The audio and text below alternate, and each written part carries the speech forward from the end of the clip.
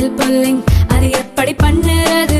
காலையில் எழுந்ததும் எதுவும் சாப்பிடாமல் இதயம் வளத்தை வாயில ஊத்தி நல்லா கொப்பளிக்கணும், அப்புறம் அதை துப்பிடணும்.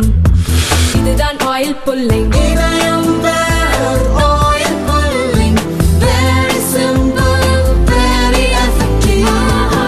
திருவண்ணாமலை அண்ணாமலையார் கோவில் தலைமை குருக்களை அறநிலையத்துறை இணை ஆணையர் ஒருமையில் பேசியதால் சிவாச்சாரியர்கள் போராட்டத்தில் ஈடுபட்டனர்.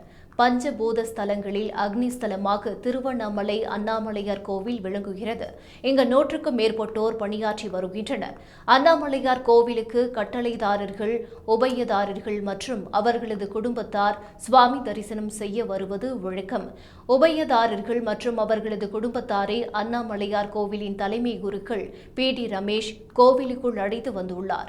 இதை கண்ட கோவில் இணை ஆணையர் ஜோதி தலைமை குருக்களை அழைத்து ஒருமையில் பேசியுள்ளார். மேலும் புரோக்கர் மாதிரி செயல்பட வேண்டாம் என எச்சரிக்கை விடுத்துள்ளார்.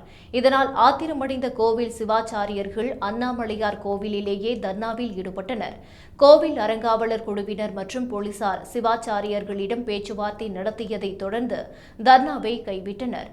எல்லா விதமான ஊழலுக்கும் முறைகேட்டுக்கும் அடிப்படையாக இருக்கும் அறநிலையத்துறை அதிகாரிகள் கோவில் பட்டாச்சாரியர்களை நடத்தும் விதம் அதிர்ச்சி அளிக்கிறது.